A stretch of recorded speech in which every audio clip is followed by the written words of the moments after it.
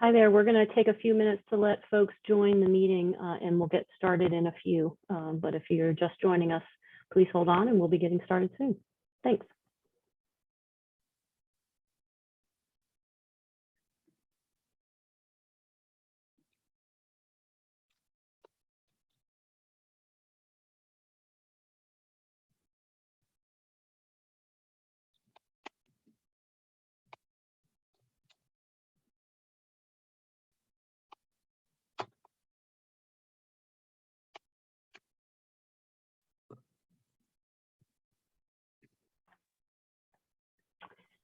Good evening. This is Mary Catherine Gibbs. We're going to wait a few minutes to let more people join the meeting. We see there are a number of participants that are joining us. So give us a few and we will get started. Thanks.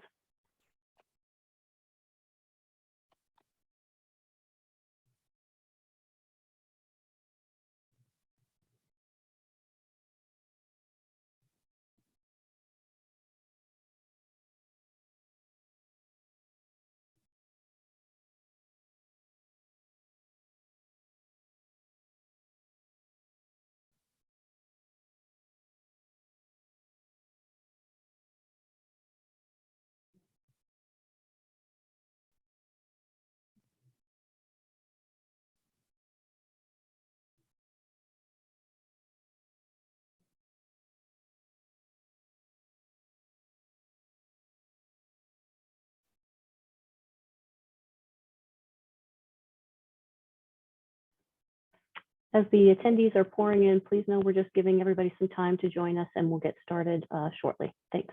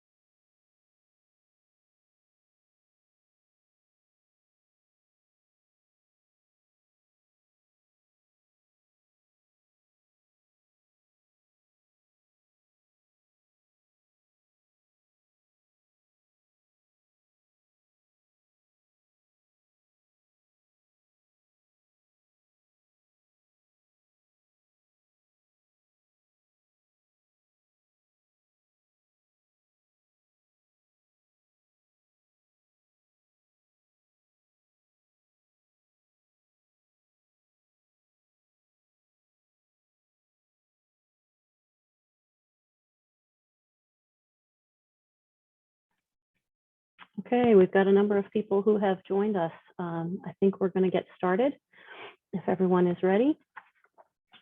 Good evening. As I said earlier, my name is Mary Catherine Gibbs. I am the land use attorney here in Alexandria that is helping HRP work through the redevelopment of the Potomac River Generating Station. This is our 6th community engagement event that has been a part of this process. And before we begin, I have a few items that we wanted to review to ensure everyone is comfortable with Zoom. Audience members, please note you're both muted on audio and on camera. We do this to ensure that we are able to efficiently review the materials and answer all of your questions. If you're interested in asking questions or making comments, we ask that you submit those through the Q&A function you should be seeing at the bottom of your screen. You can click on the icon where you will then be prompted to type and submit your questions. We do this so that all the questions are logged in on our end, and we aren't using the chat box function or the raise your hand function. That will not work for this meeting. We will be gathering questions received during the meeting and we'll answer as many as we can during the question and answer session of the meeting after our presentation. Any questions we are unable to cover in the time we have allotted for tonight's meeting will be saved so that we can provide written answers to all and post them on our website in a couple of weeks. We are recording this meeting and we will also post a recording of this meeting on our website as well.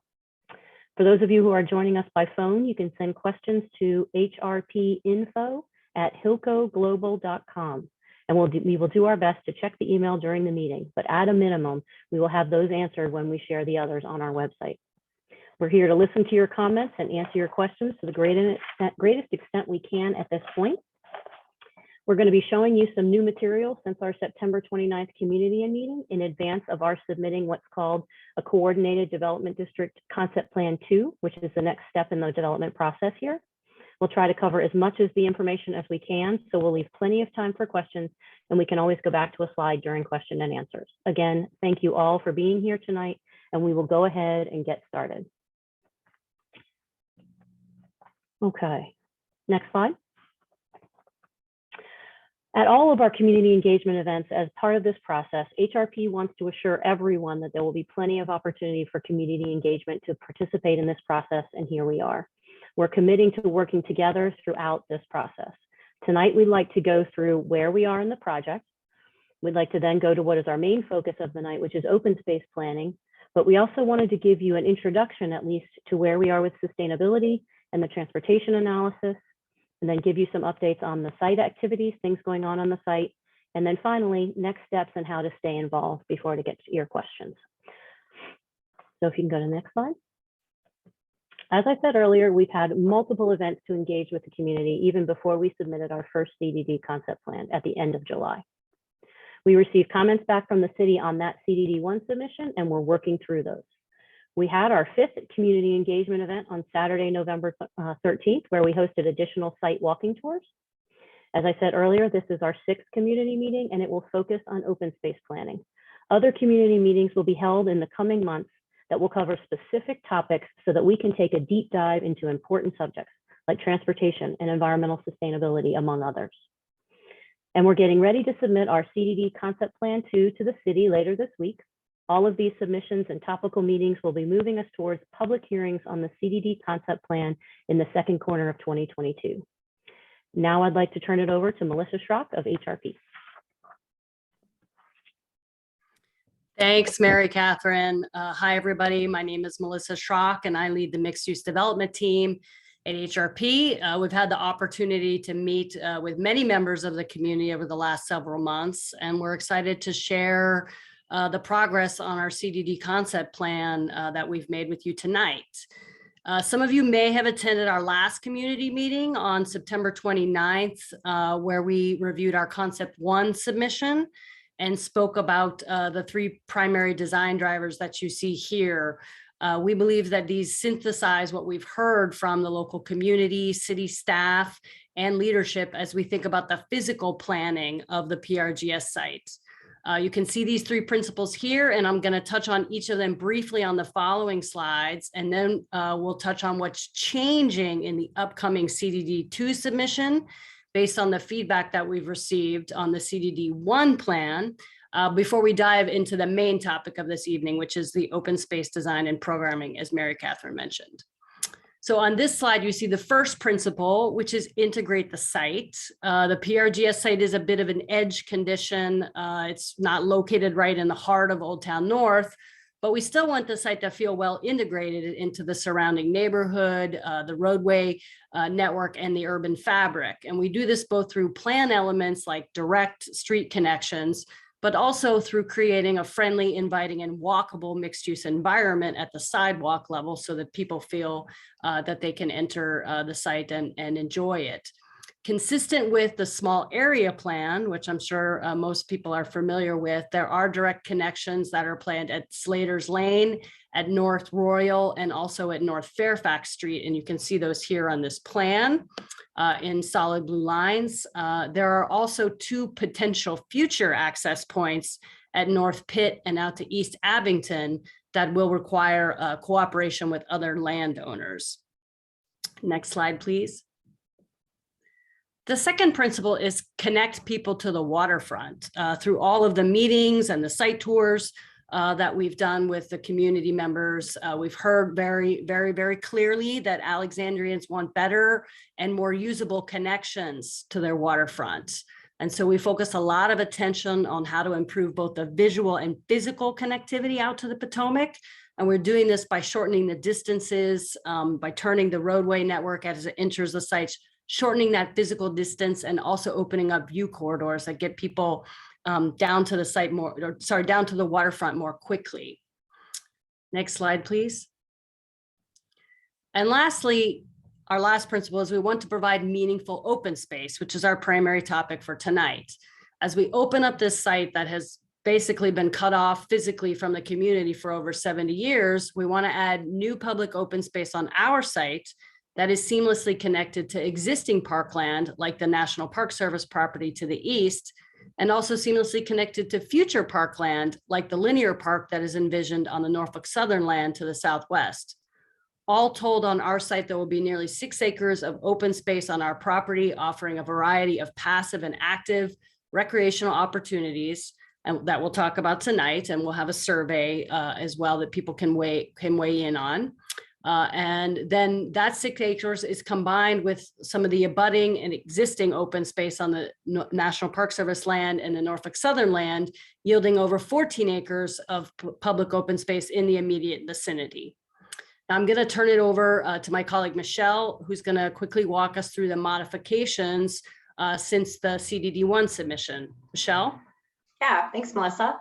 So as Melissa said, my name is Michelle Beeman Chang. I'm Vice President of Mixed Use Development at HRP, and I'm going to spend the next couple of slides speaking about changes to our anticipated second CDD submission, which we foresee occurring within the next couple of weeks.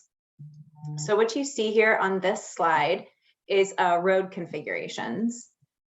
First, you'll see North Fairfax to the bottom half. Thank you, Simon. One of the changes we made is that it heads straight into the site or into the property. And the impact there is it expands the developable area of Block A while decreasing the developable area of Block B to the left. Further to the north is, again, changes to North Fairfax. We brought that inside the resource protection area, which is not a developable area for environmental protection reasons. And you can see that RPA with the purple line. And so we moved our road inside. You can see those changes in blue. And what that ended up doing, it decreased the amount of developable area for both blocks E and F. A more minor change is behind block D, and that's along our spine road. And there we just made a small radius adjustment. So like I said, on this slide, we show the impacts of developable site area overall. And then if we go to the next slide, thank you, this slide. Oh, no, previous slide. Sorry, Simon. You're ahead of me. We see the impact here as well. So because we've brought in, we've made these changes that I already discussed, it increases the usable flat space by 13%. And this slide really speaks to the open space network, specifically on our property. Melissa had described a little bit more, and Simon will get into that further in this meeting. And he'll just talk more comprehensively and intentionally about those changes immediately adjacent to the property. And then if we go to the next slide, thank you. This slide discusses the flexibility of uses across the site. It's still pretty critical given post-COVID unknowns that we want to have some flexibility in terms of the amount of residential and commercial usage. And so you'll see that in the bar flexible distribution below. You'll also see that heights have been modified as a result of the new road configurations and the decrease to developable area, site area that we discussed on previous slides, and that these will be further defined in future DSUPs, along with building design and architectural articulation. The heights will also vary across the blocks. And so just to note, when you look at these blocks, they're not actual buildings. Those buildings, like I said, will vary, and those will be determined and proposed in later DSUPs. You can also see here where we've identified our primary arts use, which is down by block A, sort of like a snowflake, purple snowflake configuration. And this is a continuation of the arts corridor and an anchor to Old Town North's Arts and Cultural District. We've also identified 2 other potential areas for arts uses, and these are near block D. The first one is being circled in sort of like a central water or park plaza. And then further east, you can see one is located right near the pump house. And so this is what we're proposing for CDD2. And later on in January, we're planning to have a land use discussion where we'll show more details along this slide at that meeting. Thank you. Thanks, Michelle. My name is Simon Beer. I'm a landscape architect with OJB Landscape Architecture. I'm looking forward to discussing some of the initial and conceptual open space planning ideas with you tonight for the Potomac River Generating Station site. We're also going to be asking you to participate virtually with us, as we'll be asking several polling questions throughout the presentation. This will be through your internet-connected smartphone, tablet, or computer, and we'll have a little bit more information on that a little later.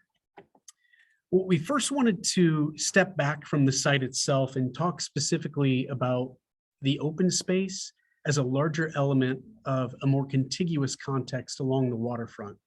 In particular, to the south of the site, and as part of the collection of open spaces within Old Town, continuous waterside pathway leads you through Rivergate City Park and Tidelock Park, and to the north, as you move along the Mount Vernon Trail through the National Park Service land, you connect into Dangerfield Island and its waterfront activation and amenities.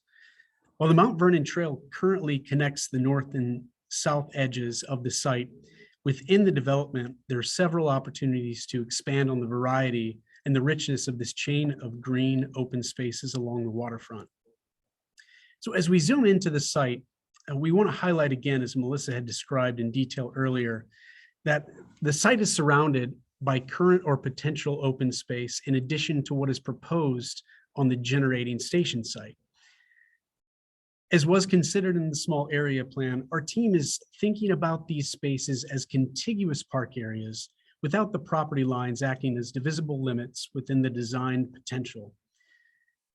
With this being said, National Park Service land will still very much maintain its same vernacular and aesthetic associated with that type of open space. Our intent would be to seamlessly blend them into the new open space opportunities within the PRGS land. So this next slide starts to showcase how we begin to think about the qualities and activities and even the proportions of these open spaces and how they combine. Thinking about them more as differentiated sequences of open spaces and experience for the user. So we have Waterfront Zone A to the north, Waterfront Zone B to the central space, Waterfront Zone C as you continue south into Old Town. We have the linear park as was signified in the small area plan, connecting what's the property on the PRGS land in conjunction with the Norfolk Southern land. We have the Central Plaza within the heart of the development, and then an additional open space opportunity as the Pepco liner. So as we've studied the small area plan and the qualities of the existing conditions within the site, it really started to inform both the road network and the development parcels, along with their relationships with these proposed open spaces. The gradient of passive and active uses flow through the site, with the majority of the active program elements really occurring centrally within the layout of the plan. Conceptually, we begin to think about the potentials for these spaces and what we'd like to see in some of these zones, and we'd like to share some of those thoughts with you tonight, and also get your feedback. So within Waterfront Zone A, and this is to the north of the site along the waterfront, there's a unique peninsula of wooded landscape that really touches down to the water.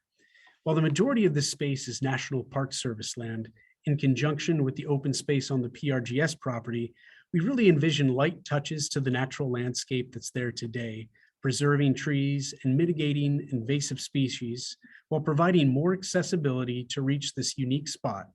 We envision bird watching and educational opportunities of the natural environment. Now, as I mentioned earlier, we wanted to engage everyone in this meeting throughout the presentation. We'll be asking 5 polling questions about your preferences as we continue through. But first, we need to spend a little bit of time getting you set up. So if you have your smartphone, tablet, or computer ready, We'll begin shortly. Some of you may be using this type of device for the meeting currently. Depending on your device, you should be able to multitask and go back and forth between this Zoom meeting and the website that we're about to share with you. So to begin, there's several ways of directing you to the polling website. You can type in the URL in your browser. That URL is polev.com/OJB landscape 776, or you can use your camera or smartphone on your tablet to scan the QR code that you see on the screen. This is done simply by pointing your camera app at the screen. A pop-up should appear on the screen, and all you need to do is select it.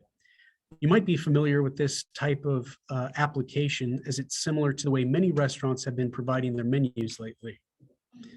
Alternatively, Bonnie has also shared the link within the chat of this meeting that will take you to that website.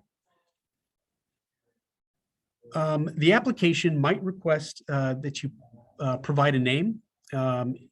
Just a note, this is an anonymous poll and no personal information will be shared or even taken. So any name that you enter is just fine. We'll get a little bit longer as people log in, and then we'll run through some of the instructions of the polling. And while we wait, I did want to mention that this poll will be available throughout tonight and into the coming weeks for anyone who was not able to attend tonight, or if you were not able to connect simultaneously during the Zoom meeting. There's no worries. This poll will be up during the next couple weeks, in fact, through December 15th, and a link to the survey will also be featured on HRP's project website within the coming days. So with that, we'll move to the next slide, and just a little bit of how these 5 questions throughout the presentation will be run. First, you can go into the survey simply by selecting Start Survey after entering a name, and again, any name you want. And then after you select Start Survey, you'll move on along to the next question. So there's going to be a series of 5 questions throughout the presentation. Your response to all of the questions is a simple ordering of your preferences. So with your most preferred at the top and your least preferred at the bottom, you can rearrange the preset order by clicking on an item and using the arrows to move each selection up or down the list. Once you have found the arrangement and order that best suits you, please press Submit Response that you see right here after you're finished ordering them. And while you're doing this, as an individual on your own device, we'll begin to collect responses from everyone as an aggregate and show them during the Zoom meeting. So we'll move along to the next question. But before that, if anyone missed the opportunity, again, here's the QR code and the polling website. But even easier, in the chat, Bonnie has provided that link that you can simply click on. So thanks for your patience, and now we'll get to the first question. So the first question is, what types of passive program activities would you enjoy most in the open spaces shared today? Rank your preferences by reordering them in the selection below, with your most preferred on top. So within this, we have things like walking paths, waterfront overlooks, woodland boardwalks, seating areas near the water, bird or wildlife watching, passive lawn space, and areas for quiet contemplation or reading. So we'll give this just a few more seconds, and then we'll move on to the next open space area for discussion. Again, you can complete the survey at your leisure. No need to rush through tonight as we go through, as this will be open until December 15th. But once you are finished, and have submitted your response, you can go ahead and click on to the next question as we prepare for the next series of polling. So the next waterfront open space we'd like to discuss is the central waterfront zone, where the programmatic elements may become a little bit more active. This waterfront zone B is connected to a central plaza within the development. Through the middle of this, there's a unique shared street concept called the Woonerf. This prioritizes pedestrian movement between the central plaza and the waterfront park. The plaza may have elements like water features and kiosks, while the waterfront has potential for an event lawn and better access down to the water. We also wanted to mention that our team is studying the potential adaptive reuse of the existing pump house as an amenity along the waterfront. That's located right here. And so that brings us to our next two questions. And again, for anyone who hasn't been able to log in, here is the QR code and the website again. But we'll move on to question number 2. And for this, we'll be asking your preferences of active program that you'd most enjoy in the open space. Looks like we've already have some responses to a few of these. And so the question is, what types of active program activities would you enjoy most in the open spaces? Rank your preferences, again, by reordering the options below with most preferred on top. Again, you can use the arrows on the selection to move them up and down as you'd like. And we're seeing the aggregate response from the group on the Zoom call live on our screen here. So as things are moving around, that means other people are submitting their responses. And this has the potential to move up and down throughout the next 2 weeks as we get more responses from the public. So we'll move on to question to the next question here in a few seconds.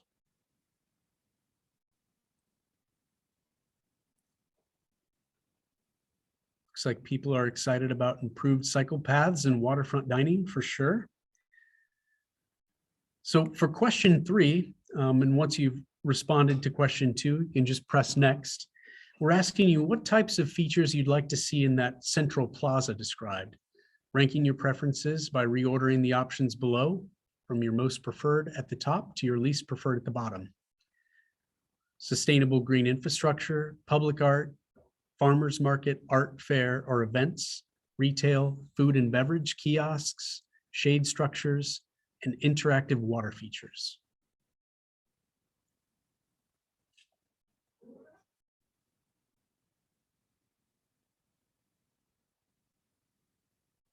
We really appreciate everyone's responses tonight. We'll continue on and talk a little bit more about the other open space elements throughout the site.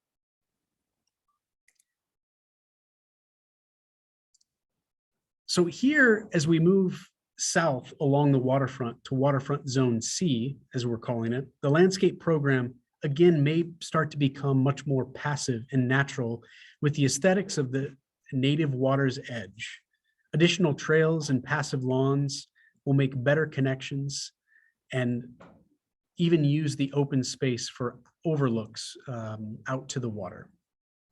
To the very south of the site, we see the potential arts use of Block A as having great connections to this open space along the waterfront. So here we can start to see the kind of arts use intended Block A, and it's surrounding on essentially 3 edges as it looks out towards the waterfront. So we'll ask question 4 coming up. And that next question is going to revolve around some of the connections to the waterfront. The small area plan describes the visual and physical connections to the waterfront.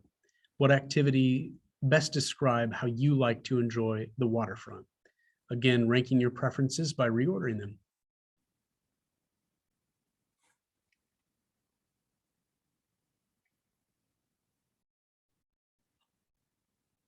Excellent. And again, feel free to answer these questions at your leisure as we move along to the next slide, which talks about a little added bonus of open space that we see on the site.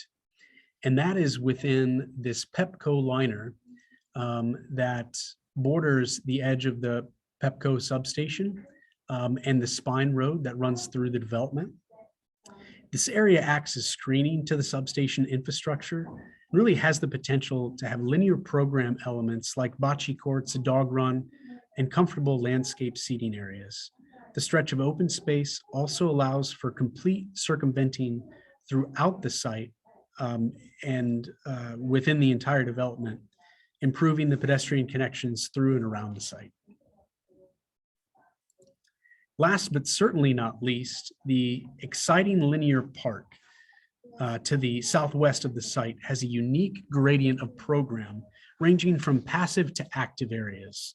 As described in the SAP, there's potential for all types of program like kids play, game courts, sustainable landscape features, fitness elements, and so much more. And as we prepare for our last question about this particular space, we wanted to share the URL again for those who haven't been able to join yet. And we'll move to question 5, which is the small area plan describes opportunities for active recreation within the linear park. What types of active recreation would you like to see within the linear park? Again, ranking your preferences.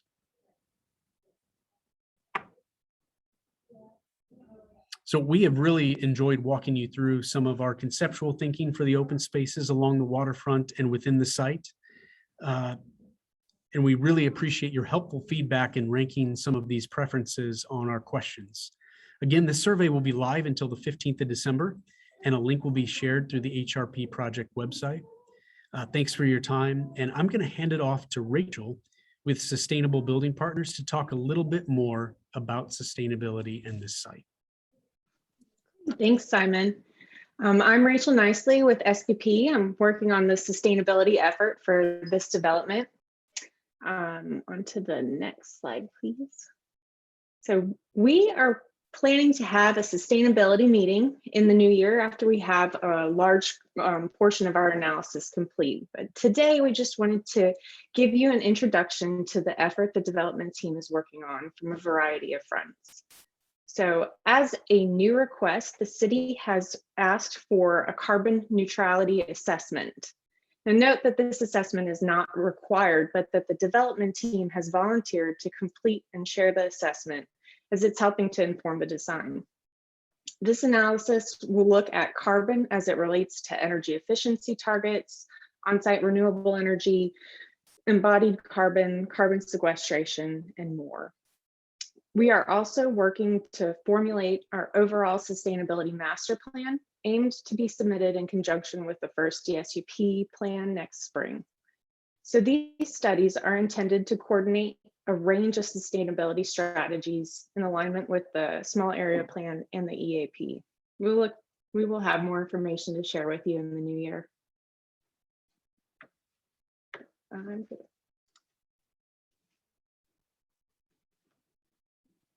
Pass it off to Dan. Thanks. Thanks, Rachel. Good evening. I'm Dan Van Pelt with Grove Slate. We're the transportation consultant that's working with HRP and the team on this exciting project for the city of Alexandria, in the city of Alexandria. So I think what I want to just talk with you a little bit about is the overall circulation plan. Going back to some of the principles that Melissa talked about earlier on in the presentation, we want to integrate into the rest of the fabric of the city, and we also want to connect specifically to the water. So we need to think about what does the circulation connective tissue of the site want to look like, and how does that want to function? So conceptually, what you're seeing on this slide is that we have what we're calling the multimodal spine. That's the blue north-south arrow. That's really our primary working street, if you will. That's where most of the vehicular traffic will be located. The transit vehicles will run up and down that roadway. And that's how a lot of traffic coming in, getting to parking or getting to loading is going to go north-south through the site. And then we have the red north-south, which you see is really meant to be primarily pedestrian focused, but also bike friendly. It's on the water.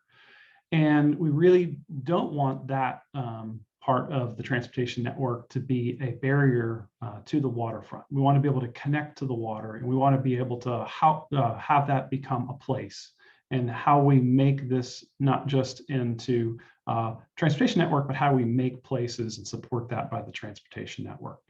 So those are kind of big picture conceptually how we see the circulation plan. So what does that start to look like? Let's go to the next slide. So this shows a little bit more granularity what that transportation network starts to look like. So the thicker blue lines are Spine Street and our connections to the existing street grid at Fairfax and Royal, connection up to Slater's Lane, as that was identified in the small area plan.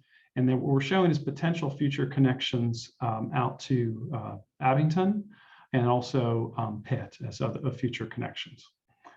We have we have the north-south spine, and we have the circulation along the waterfront. As Simon said earlier, one of the things that we have for this is a wooner for a shared street.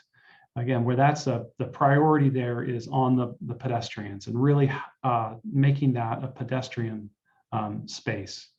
There's east-west streets that connect between each of the blocks. So there's round-the-block circulation. And it's really off of these east-west streets where you're going to see, and those alleys that connect them, that's where a lot of the parking and loading access points will take place. We also can see in this diagram where we have the trail, that the existing trail that goes along the east side, along the water, and we're also looking at how that trail goes to the south along the existing rail alignment that goes out to Abington, and how that also can connect. So it's important that we think very multimodally, not just for vehicles, but how are we going to serve bikes, pedestrians, and transit vehicles. Next slide, please. So to inform our planning and the development of the overall transportation network, we do a multimodal transportation study, MTS, and that looks at the existing traffic volumes in the area. It looks at the future conditions, and we're looking at it by mode. It's very important that we think about all modes and how they're accommodated and what we might need to do to potentially mitigate impacts. We're very early in the process. We've gone through a scoping exercise with the city. We're in what I would call our data collection mode. So we're gathering all the information. Part of that is actually going out to the community and to various stakeholders and hearing from you all. So your feedback and thoughts are very important. I'm happy to answer any of your questions about where we are in the process. But what we anticipate happening is that we'll be back early next year to talk about our preliminary findings from the transportation analysis and our anticipated mitigations at that point. Ultimately, we'll have a full study that will be prepared and submitted to the city, but we're going to be coming back with preliminary findings before we actually release that full study, which will be later in the early part of next year. Next slide, please. So we do a multimodal analysis. What you see on the slide on the right, that wedge-shaped piece there is the site. The red circle is a 1/4 mile out from the site. And the blue dashed area is what we identified as the area that we'll be looking at in very detail for walking, biking, and transit. So we'll be looking at that infrastructure to see where there might be deficiencies that would need to be addressed as part of this project. We're going to be looking at the transit system, what changes that might need to be made, what the routes serve the site. The small area plan did contemplate an extension of transit through the site, and we're very much expecting that to happen here. We'll be looking at on-site bike and pedestrian facilities. We're going to be looking at the enhancements to the Mount Vernon Trail. We think that's a very important part of the project. How do we accommodate the cyclists? How can we enhance that? All of the connections that we will be making, we really want to think about those as very multimodal. We even be provisions for a future potential water taxi. And then there's the physical aspects of the site, but then there's also the management aspects of it. So there will be a transportation demand management plan that is going to seek to reduce the single occupancy vehicle trips and really encourage the use of those alternate modes. Next slide. So with that, I'll turn it over to Bonnie to talk to you some more. Thank you. Good evening, everyone. My name is Bonnie Amrit Kaur, and I am the Senior Development Manager with Hilco Redevelopment Partners. I will quickly walk you through the site activity updates that we are having or upcoming on the site. I will start with HRP had entered the voluntary remediation program for the site in February 2021. To support the city's review of proposed environmental remediation plans for the PRGS site, the city has been awarded a $50,000 grant from Virginia Brownfield Assistance Fund, jointly by Virginia Economic Development Partnership and Virginia Department of Environmental Quality. Under the voluntary remediation program, the sampling plan was approved by VDEQ in October 2021. The sampling has started on site in mid-October and will be complete by the end of this year. We will have the results early next year, and the report will be submitted in spring 2022.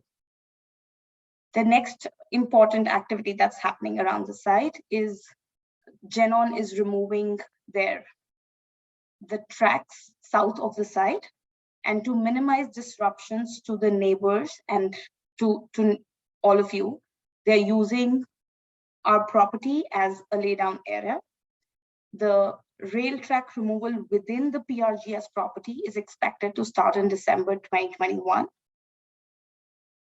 In accordance with our holistic sustainability goal, a wildlife study is being conducted on site, and we will have the reports again spring 2022. I now will pass it back to Mary Catherine Gibbs to walk us through the next steps. Thanks, Bonnie. Simon, you want to go to the next slide? We wanted to end the presentation portion of this by showing you how you can continue to engage with HRP and the city in the process in the coming months. We went through the previous meetings, and that pink dot is where we are tonight. Further community meetings will be held in the coming months that will cover specific topics so that we can take a deep dive into those important subjects. And we'll make sure to provide the community with significant upfront time frames so that you can participate in all of those. Excuse me. As we said earlier, we'll be getting that CDD concept plan to submission to the city later this week. All of these submissions and topical meetings are moving us towards public hearings on the CDD concept plan in the second quarter of 2022. So we have plenty of time to continue to work together as we transform this unsightly power plant site into a vibrant mixed-use community that weaves into the fabric of Old Town North. Finally, we wanted to remind you that the open space preference poll will be left open for others to participate and express their preferences for 2 weeks after this meeting until December 15th. The link will be available at our website that you can see, and we can, excuse me, be available on our website until that time. And now we look forward to answering your questions as best as we can. Let's get started. We actually had a question submitted early, and I think maybe Bonnie was able to answer it in her presentation, but I want to make sure and see if there's anything more in that particular question.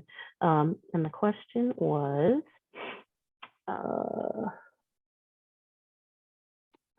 that you have begun, it says you've begun to remove some railroad tracks for the staging area. How much of the tracks currently on your site will be permanently removed? And have you purchased the land from Norfolk Southern, or do you just have permission to remove the lines?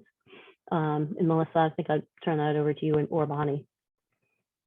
Yeah, I think Bonnie covered it, but maybe just I'll reiterate to make sure that it's clear. The work that people are seeing out there right now is actually Genon removing tracks per an agreement that they previously had with Norfolk Southern.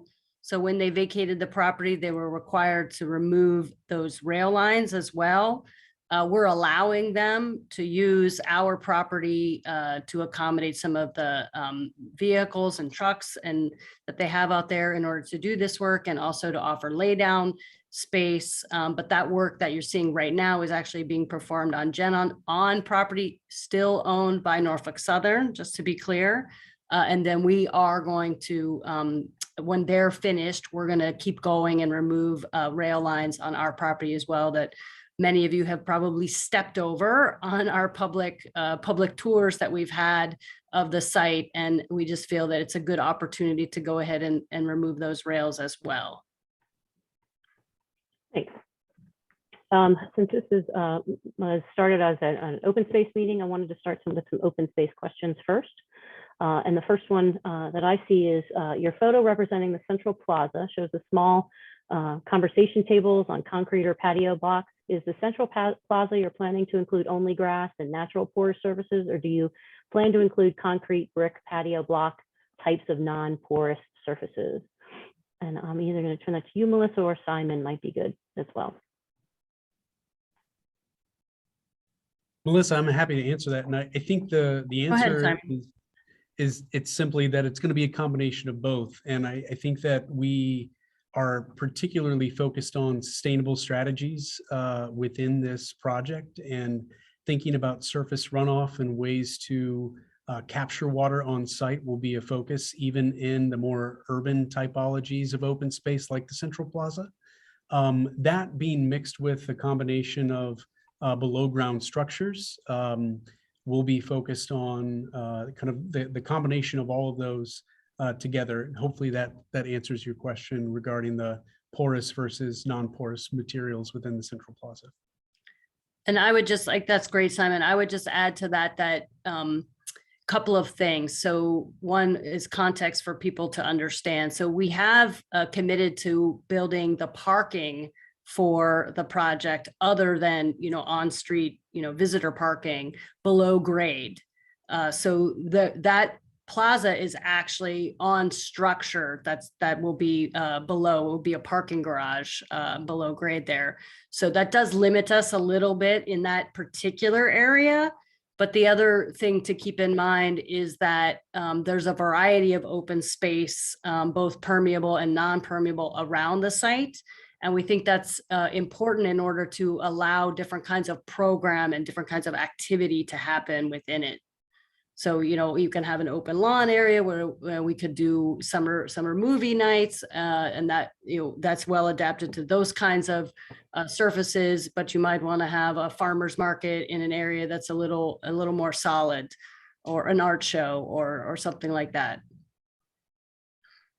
I think that's helpful. Next question about open space. Will the bike path that runs diagonally along the southwest portion of the property under development be left intact? And Simon, I think they're referring to the city's trail that comes and breaks off of the Mount Vernon Trail and then ends up on Abingdon. Do you want to take that one? That's right, Mary Catherine. And the intent is absolutely to leave that pathway intact as a route. But what we'd like to do is incorporate that into the program of the linear park as it moves through. So the pathway will be kept intact as a route. But I think the infrastructure around that pathway today will be improved and built upon. And I just wanted to add, if people didn't know, we actually have two people who are here from the National Park Service. So they're here to listen to your comments, and if there are any questions in particular for them, if they're available. But I don't think we mentioned that when we started the meeting. Another question about open space. What is the difference between flexible lawn and passive lawn spaces that are depicted on the linear park? So passive lawn spaces may be a little bit more quiet, maybe shaped a little differently to include smaller nooks, where an active lawn may be best suited for sports like kicking a soccer ball, maybe more flat topography rather than rolling mounds that would fit maybe better into a passive lawn space. So trying to think about the different activities that we might have in the different physical attributes of those lawn spaces within each zone. Thanks, Simon. I think the next area where we've gotten some questions relates to the arts uses that have been identified on the plans. And the first question was, could we talk a little bit more about what types of art spaces these might be? Melissa, do you want to take that one? Sure, that's a great question. I think we'll talk a little bit more about that in our January meeting, where we're going to talk and focus on land uses. But first of all, I will just say it's very, very early in the process, and we don't have any users yet identified. So we're happy to hear people's input and take people's ideas at this point. But just to be clear, we haven't identified any users for any one of these particular spaces. We do think that we have a wonderful opportunity to continue the Fairfax Arts and Cultural Corridor right up into the site and to create some kind of destination use on that block A that we showed on the plan that's right at Fairfax Street enters the site. And we think that would be a great opportunity for some kind of performance-based arts use that is yet to be identified. We also think then there are other opportunities, and we've shown a few on the plan. That doesn't mean those are the only locations necessarily, but we're trying to conceive of areas on the site plan that would be conducive to arts uses and that would help them thrive in those locations. So we've thought of some other locations around the site where we could have other arts uses that might be a little more passive based on visual arts, those sorts of things. But we'd really like to see at least one use on the site that's somewhat performance-based. Thanks. I think the next question, and I think you probably have answered it as part of this, was someone asked in particular, do we know what the square footages of these art spaces might be in the development? And I think your answer was, we're pretty early on in the process. We don't know exactly what they might be. We're looking at, the first on block A potentially being maybe 5,000 square feet or more, but we don't know exactly what that exact square footage might be for any of those uses. Did you want to add any more to that? No, I think that's right, Mary Catherine. And I do think that what I will say is that, we want to continue to preserve some flexibility on that square footage in order to be responsive to potential users that, will come to us over the next couple of years as we're still working through the approval process and starting our first buildings, and also over time as the development is built out. So we do think, again, it's a wonderful opportunity to really solidify that the arts and cultural district and to reinforce this corridor here with this project. Thanks. We did get another question on open space, so I wanted to go to that one, and it relates to tree canopy. How much is planned in the open space and or on the streets, and that there's a goal of increasing tree canopy in Old Town North. The linear park may need a dog run since most folks exercise and recreate with their pets. In Old Town, I think we have more dogs registered than kids, I think is what my understanding is. Was looking at whether or not that was an option in the linear park, was not a choice in the survey. So Simon, did you want to hit maybe some of those? Absolutely. Well, we're definitely familiar with the goal of increasing tree canopy, and that's certainly the goal of the project as well. As an industrial site, we see a lot of opportunity to increase the tree canopy for the site as it transitions to usable open space. And so in terms of the tree canopy plan now, we're still very early in the conceptual phases, but we'll be looking at that both from a landscape standpoint and also from a sustainability standpoint with carbon sequestration and heat island cooling. As far as the dog park, we really appreciate that feedback, and that's very helpful. We'll continue to consider that. Again, I think that we were trying to outline some of the program within the linear park through suggestions of the small area plan, but with community feedback like that, I think that we'll continue to study all the options and potential. Thank you. We had an additional arts question. What's the best way for local arts organizations to be involved in the planning process as this moves forward? Melissa, do you want to try that one? Well, if we're not already in touch with you, then you can just reach out to us. You can contact us through our website, or I think is the email address right up on here? No, you can go to the website there, and that you can submit a request via email. It comes straight to us. Perfect. I think that's a great opportunity for early connections and early communication. Yeah, that's wonderful. That's great. We did have another question about the open space and what do we envision as sustainable green infrastructure for the plaza.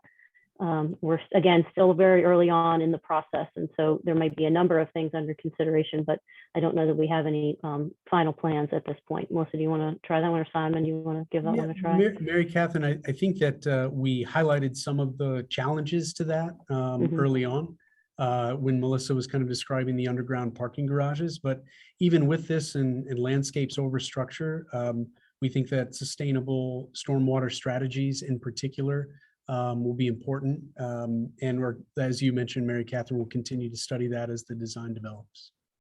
But it was great to see that rank highly in the feedback for the Central Plaza. I think that's right. We have another question about open space. How will the planning address the needs of seniors and the disabled? Simon, you want to work on that one?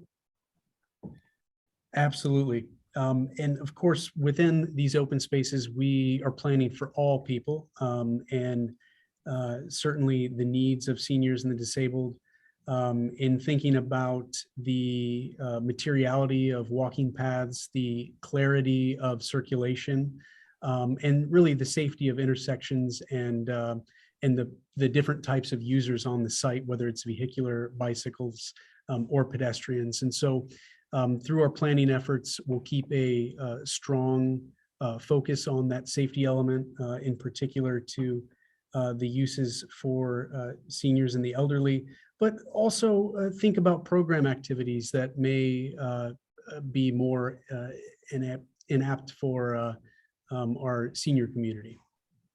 And Simon, I think that actually segues very nicely into one of the other questions that we got, which is what options are available to deal with intersections of streets and bikeways to ensure safety and smooth flow? Are you considering an elevated bikeway?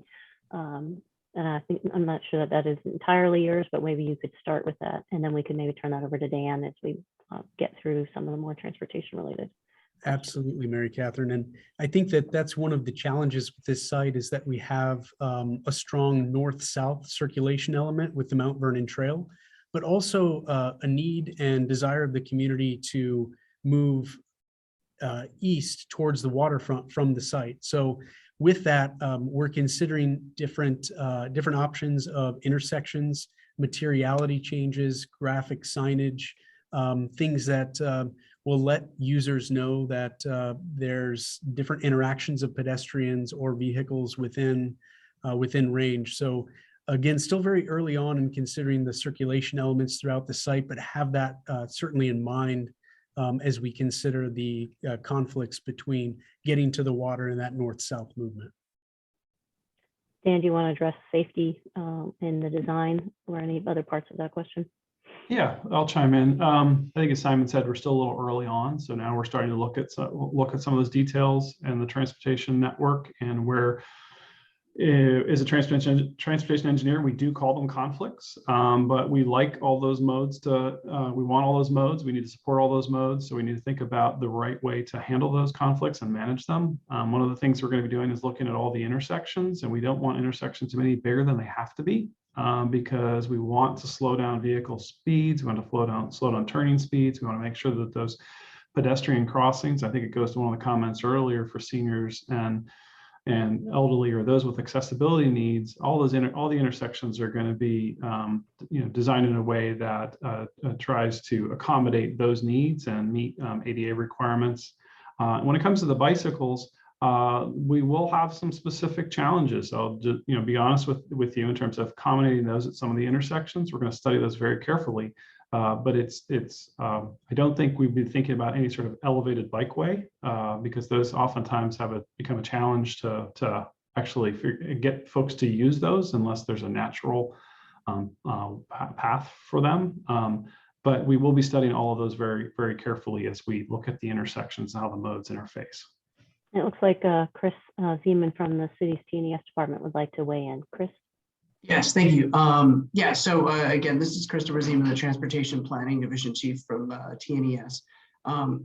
So we are also paying very close attention to this project, working with the developers, with planning, Department of Planning and Zoning as well.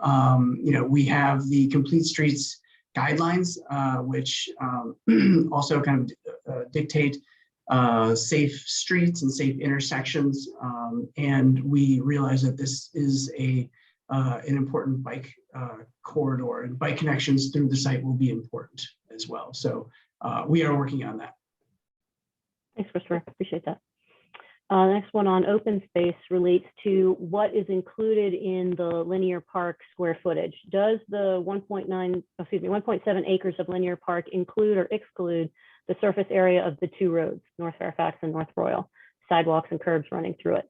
Does it include or exclude the other two roads that are potential connections, the North Pitt and North Abingdon connector? Simon, do you want to take that one?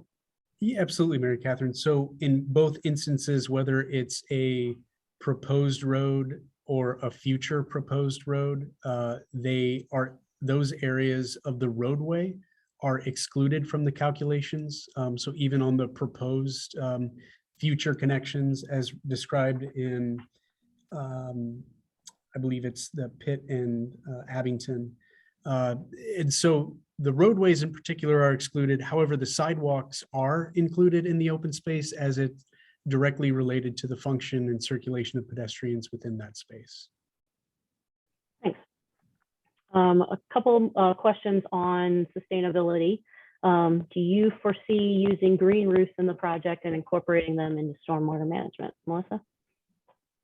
You want to try that, or do we turn it? Yeah, well, no, Rachel could jump in and probably provide more information, but I would say yes, we are definitely considering the use of green roofs in the project, and that will be part of our stormwater management plan. So I think as it relates to some of the green infrastructure question earlier, about the plaza, it's not impossible to incorporate green infrastructure in those kinds of conditions, right? If you can do it on the roof of a building, you can do it in other locations, but it just requires that it be designed into those situations. But the short answer is yes, that will definitely be part of the project. We just have to kind of balance out how much of the areas will be dedicated to green roof, how much of the areas might be dedicated to occupiable space, and whether that's occupiable green roof or not, and how much is needed to allow for all the mechanical equipment that allows the building to function,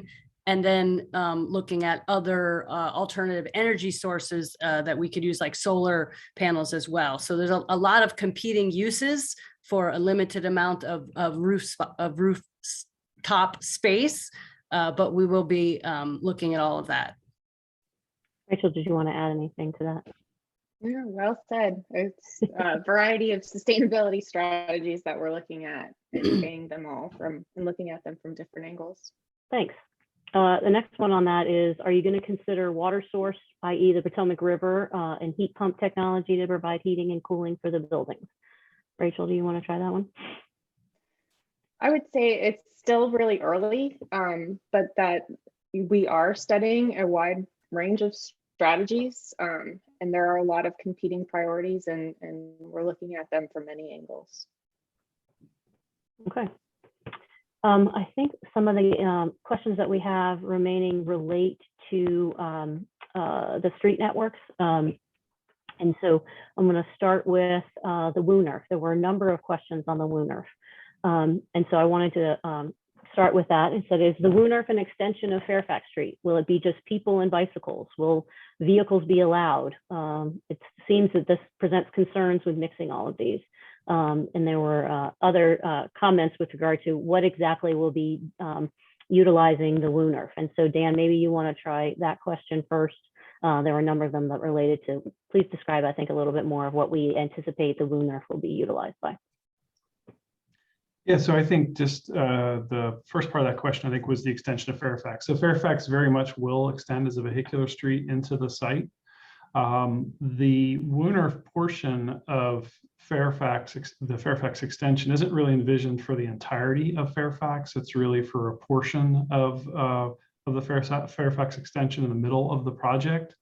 Maybe we could, sorry, Dan, maybe we could bring that slide back up. Yeah, that would be helpful. Simon, can you do that? Simon, can you flip back to one of Dan's plans here? There you go. Yeah, probably.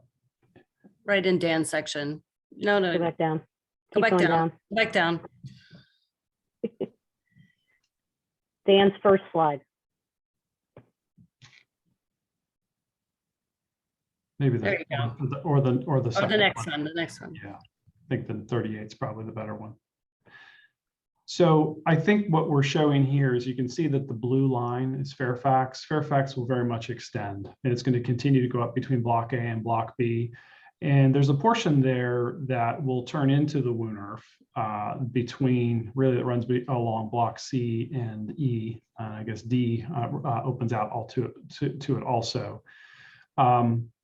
So there's very much an extension of Fairfax. The Woonerf is a shared space. So it will be open to vehicles, but it's going to be very much of a pedestrian-oriented space, a shared space. And you're starting to see more of these pop up in our region. It's a very European concept.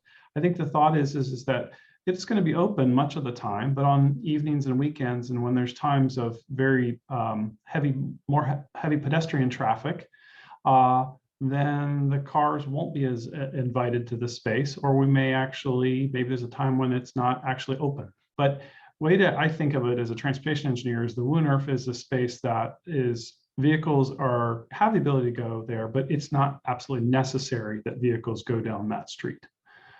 They're not going to have the highest priority. But we've got the connective tissue, if you will, with all the other assignments pointing all the blue lines that wrap around there at the northern end. We have around the block circulation. We have around the block circulation around FD. You're going to have around the block circulation around block B. So these are all going to be streets that vehicles could be on as they go around these blocks and access parking and loading. Did I answer all parts of that question? I think so.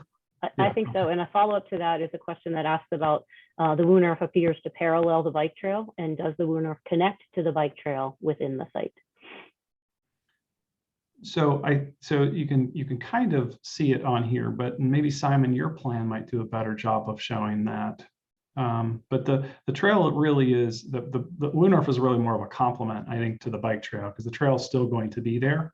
But you, as a cyclist, and if you're just cycling through, the trail is probably the location you'll want to be. If you're destined for the site, one of these blocks within the site, then you can bike through on the Woonerf. Yeah, that's right, Dan. And thinking about the two modes, we're considering smart connections between the Mount Vernon Trail and the development's roadways to limit pedestrian conflicts between bicyclists and those pedestrians, but also make better connections between the different elevations of grade between the Mount Vernon Trail and this proposed Woonerf. So you can imagine it's kind of, you're on the highway and you're taking the exit ramp. And when you get to the Woonerf, it's more of a neighborhood street that you're going a little bit slower, whether it's a car or a bicycle, as there's more multimodal interaction within that zone. And the Woonerf itself is going to have a different feeling than a roadway, whether it's the materiality, the kind of dimension of the streetscape, the way that the sidewalks along it may dissipate and continue out as planters or park. So it's going to have a different feeling, as Dan mentioned, still very much function as a vehicular roadway, but with a different feeling than the spine road or even these circulation elements around block B, D, or F. Thanks. We have a few more questions about the bike trail system to go through. The first one is the intent for the Woonerf or the new north-south street to provide commuter bike routes? And Dan or Simon, do you want to take that? Yeah, I don't think that is the intent. I think the intent is still for the Mount Vernon Trail to act as that artery, and the Woonerf and roadways to be a secondary option for sure, but more as a connective tissue rather than a commuter pathway. Yeah, I think I would just to tag on to what Simon said. It's really they would be local access, right? And the trail is really what is the commuter through route, and that's very much how we're thinking of it. And Christopher, did you want to answer that one as well? Yeah, thanks. Yeah. I mean, that being said, obviously the Mount Vernon Trail will remain, kind of the main commuter path, but it's not as if people commuting on bike would be restricted from the Woonerf at all.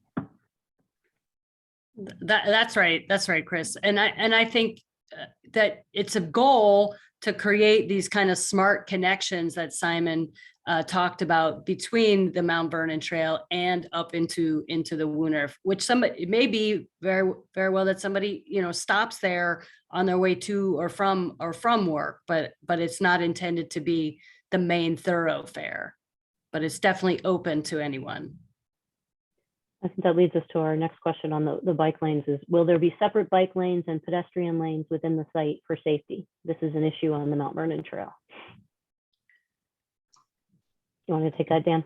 Yeah, so I think what we are thinking about is the functionality, right? So if we have the trail as our higher speed, higher volume through capacity, if you will, for the cyclist. Now we're thinking more when we get to local access internal to the site, what does that connective tissue need to look like? So we've talked a little bit about the Woonarf already. That's a shared space. That's a shared space where even the cyclists will have to behave themselves in a way because the pedestrians still have the priority there. We're not really envisioning bike lanes. Most of these streets are going to be local streets with lower volumes on them. So we're not really envisioning bike lanes within the project itself. We had another sustainability question. Are you considering having any buildings being solar ready and or all electric, or at least all electric except for restaurants or similar commercial uses? Rachel, do you want to take that one, or Melissa? I think, again, it's all part of what we're studying right now, and we will have more information when we have that sustainability meeting in the new year. And I would just add, we're early in the process. The CDD plan is really permitting the overall development, square footage, the uses, the roadway network, the open space, the heights. But as we get further along and we start to get into actual building design, we will be looking certainly at those things. It's a couple of years out yet still, so technologies will continue to improve, and we are looking at those kinds of buildings in other locations as well that are a little ahead of this development. So that definitely will be something that we consider. One thing I think everybody has to understand is that all electric doesn't necessarily reduce the greenhouse gas emissions impacts to the extent the grid itself is still powered by fossil fuels. So that's something that we all have to deal with, but we are looking, and we will look at electrifying buildings as we start to actually design them. Okay, thanks. So we have some other questions related to transportation. And one is a comment about some impacts that there would be if there's a new connection at East Abingdon, and that there would be significant impacts. And so that's going to be part of our traffic study. And I just wanted to make sure that we let the community know that these impacts are all being studied as part of the overall transportation plan that Dan was describing, and that we are going to have a specific meeting to talk about the study and these impacts in the new year. That's one of our topical meetings that we're going to be having. So I wanted to make sure that was known. Dan, this is more of a specific one about the transportation data collection. And could you clarify what the baseline is? Like, are you including other new developments occurring in Old Town North? So I think a couple important points there. Our baseline data is really, we're starting with traffic counts that were pre-pandemic. And we've been through the pandemic. We haven't seen our traffic volumes on our roadway networks get back to the levels that they were pre-pandemic.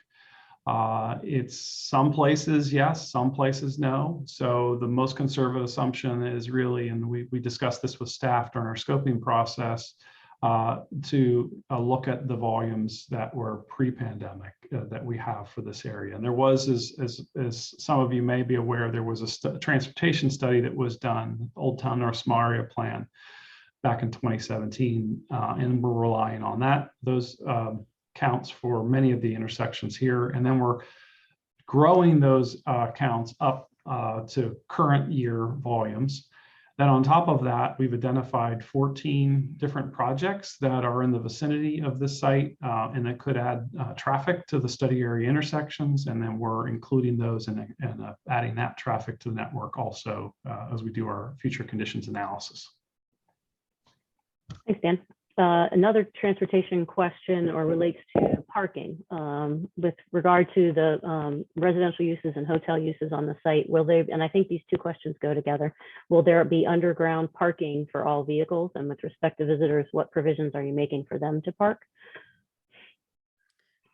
Melissa, Well, do you wanna maybe take that one? maybe 'Cause I think you started to I'll answer give it. my layman's interpretation of that, and then Dan, you can jump in. But yes, the majority of the parking needs on the site for permanent residents, for commercial users, and for workers of those commercial spaces will be underground, as well as a substantial number of underground spaces for visitors toward the retail uses, visitors to the arts uses. They will all be underground. We want this to feel an integrated part of the city, so there'll be on-street parking as well.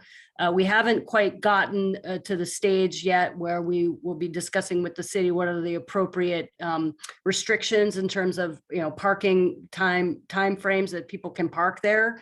And Dan can maybe jump in and talk about that. That will come as we move through the process. What's short-term visitor spaces? Where do you allow overnight parking? Where is there loading, drop off, like all of that? That will come down the line.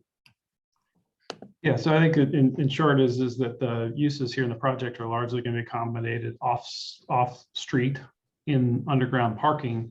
The curbside management is going to be something that we'll be working as we go through and the project evolves. We'll be working through how the curbside space will be used. So a lot of it is going to be parking, but one of the things that has really evolved, and that's happened in the last 5 years or so, is the need for Ubers and Lyfts, and where does that activity take place? So part of that is usually we take the curbside parking lane, and that gets used for some of that activity. So accommodate pickup and drop off activity.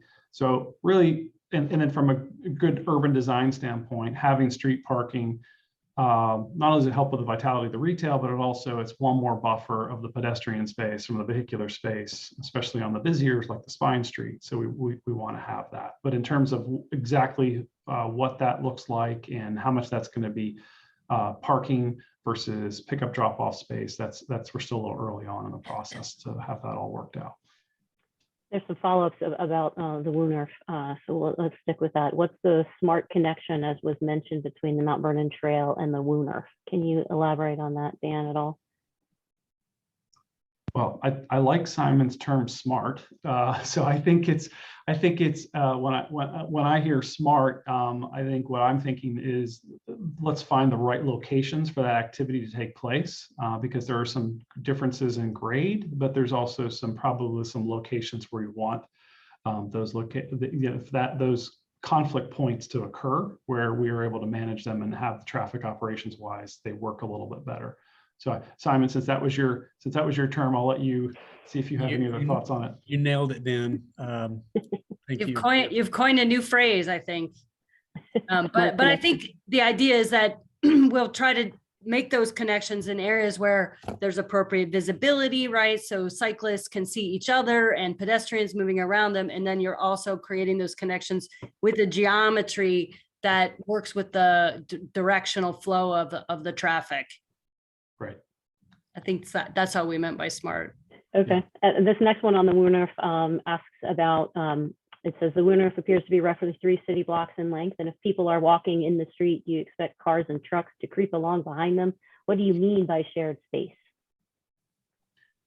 So that is pretty much how it will, how a WUNRF works. It is a space that, and I think maybe what might be helpful is that maybe in the future we can have some precedent images and show what that is, what that looks like. But the WUNRFs do exist. We have some of them in our region now and some of the newer projects.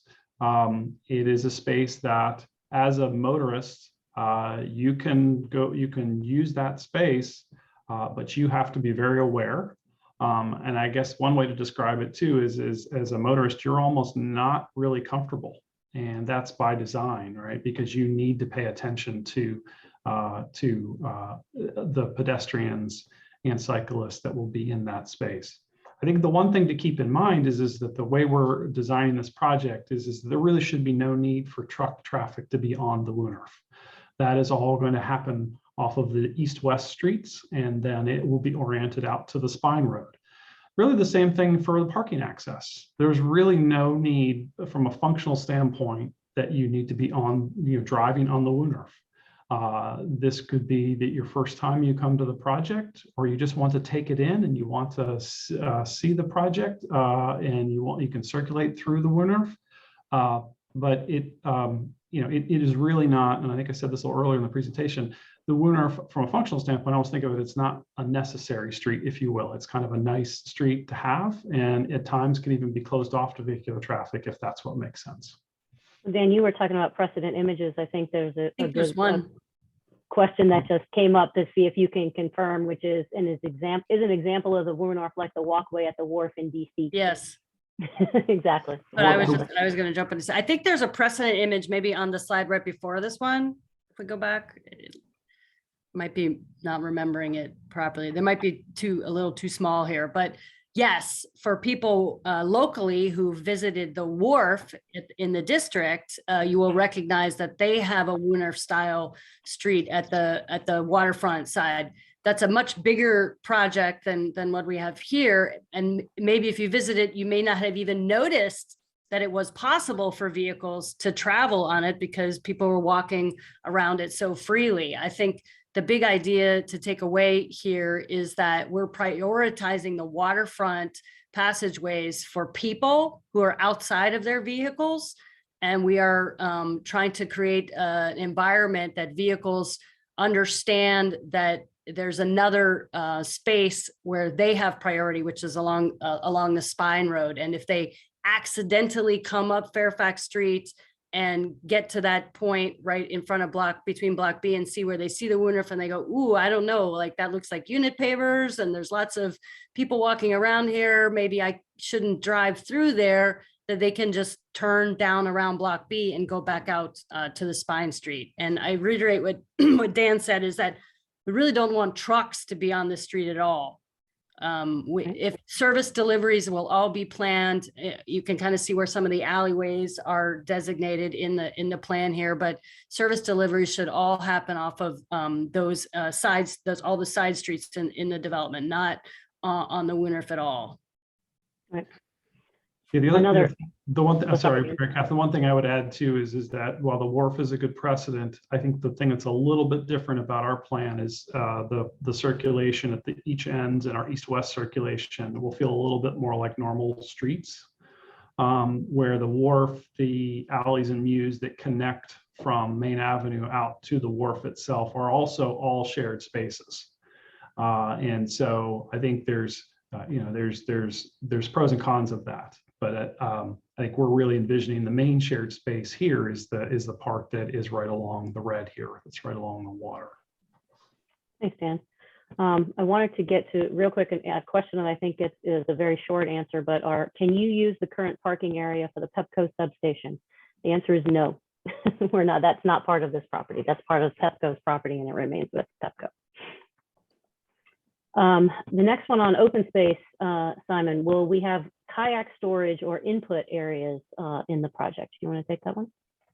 That is a great question, and something that we're studying diligently on connecting people to the waterfront, particularly with your kayak and the potential for a kayak launch.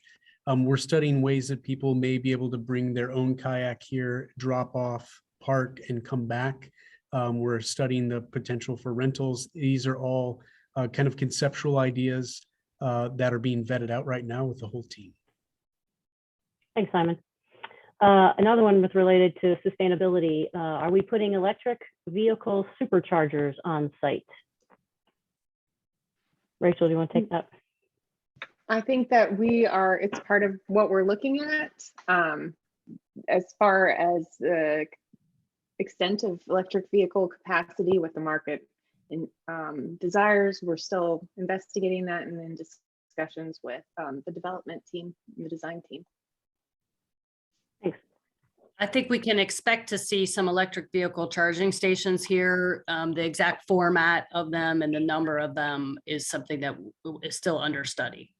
And will continue to be under study with hopefully everybody understands that this is going to be a phased development, and during that time frame, some of the market demand may evolve. Another question that comes on about participation here tonight: how many attendees are logged on?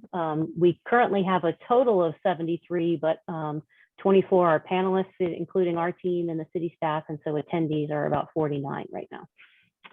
But I did see that number. I think I saw that number up over 80 around earlier earlier in the presentation. I think that's right. So this next question relates to construction traffic. So removing the rail lines, the rail is off the table for debris removal. Do we have any estimate for how many trucks per day are expected during deconstruction? Melissa, do you want to take that one? Yeah, so we have a couple of slides in the appendix if you want to flip to them on construction issues. So we're very early in this process, full disclosure. So we don't have an estimate yet of exactly how many trucks we will need during deconstruction or during construction, and understand that the construction phasing is yet to be determined. So exactly how much construction will be going on at any one time is also unknown as of today. However, what I can promise you is that we'll be taking a number of mitigation measures and putting them in place as we enter into both the deconstruction phase and then into future construction phases. We will have to come up with a construction management plan that will be prepared per the city's requirements, and that's going to outline things like truck access, the routes that they take to the site, the routes that they take from the site. We will also be implementing on-site mitigation measures to control some of the nuisances that come out of any kind of active construction phase. And those include rodent control, noise monitoring, vibration monitoring, and dust monitoring. And then on the next slide, I talk about how we're going to communicate with people as we move into that process. So prior to starting the deconstruction phase, and then prior to starting any of the future construction phases, we will be holding informational meetings with the public that will give everybody the kinds of information that you're asking for. Now we'll be able to talk about the routes. We'll be able to talk a little bit more about how many vehicles we anticipate on the site. We'll be able to talk about the length, the duration of the different phases of the project. We'll be able to talk about how many workers we anticipate will be coming to the site. So we'll be able to talk about means and methods that will be employed as we mechanically take down the power plant that's there today, and then as we build the future buildings. So we'll have all of that in public informational meetings. We'll also set up an informational website dedicated to deconstruction, where we will provide that information and provide ongoing updates about site activities. There will be an emergency hotline in case one of the abutters might see something during working hours or even after hours that needs to contact us right away about. And we'll also be performing existing condition surveys on abutting properties before we start deconstruction or construction. So hopefully that gives people just a little bit of understanding that even though we're not able to answer it tonight, that we will answer it in plenty of time before we actually start the work. Thanks, Melissa. As always in Alexandria, whether or not to have a dog park has multiple opinions. And so while we had an earlier comment that perhaps there's a need for a dog park in the linear park, we have someone who's saying that they don't want any dog park at all. And I think that we're just going to be listening and going through the review process and trying to figure out what best works in different parts of the site in order to accommodate both our 4-footed friends and more important, as importantly, our 2-footed ones. There was a question with regard to some height changes, and I just wanted to reiterate, we're going to have a specific meeting in the early part of the new year. It's actually going to be the next topical meeting we have, specifically on land uses and heights. And so we'll be able to give more detailed answers as it relates to the heights that are adjusting through the plan at that meeting. But thank you for that question. We have another question with regards to open space. We regularly walk along the Mount Vernon Trail. After a storm, the riverbank is often filled with logs. If we envision water taxis and kayaks, who will be responsible for removing such obstacles? And I think it's very early on in the process for us to figure out what, if anything, the impacts those might be. But Melissa, I don't know if you want to try and address that, but I think it's real early at this point. Yeah, it is a little too early for us to be able to answer that, but I would suspect it would be the whoever is operating the dock would need to make sure that it's clear of any kind of obstructions. All right. And I think with that, we have answered the questions that we've had. I think the one that is listed is, could we clarify which streets will extend? But I think Dan did a really good job at explaining how the streets we're proposing extend through the site. And so that one has been answered. And then, oh, this is a new one that just came in, and I think this should be our final question, since we're at the hour at which we said that the meeting was going to end. Will the upcoming land use and height presentation also incorporate D images to get a better view of the project? I think that Yes, person meant 3D. 3D, Yeah, 3D yeah. images. Oh, 3D images. Okay. Well, at this point, where we are in the process, we have obviously not designed any of these buildings, and we don't intend to design any of the buildings yet. But we are working on the types of images that would accurately reflect the heights that we're talking about. So yeah, we'll be working on doing that as well. But with that, I think those are all the questions that we've gotten here. If we have missed any, we will make sure that they are presented in the list of questions and answers that will be posted on the site in the next week, a couple of weeks. But again, we thank you really very much for coming out and participating with us tonight. Please remember the public poll will remain open until December 15th. And so there'll be opportunities to continue to provide feedback on our different open space permutations that we were talking about tonight. So with that, I'm going to close us out. Thank you so much for coming. Thank you, everyone.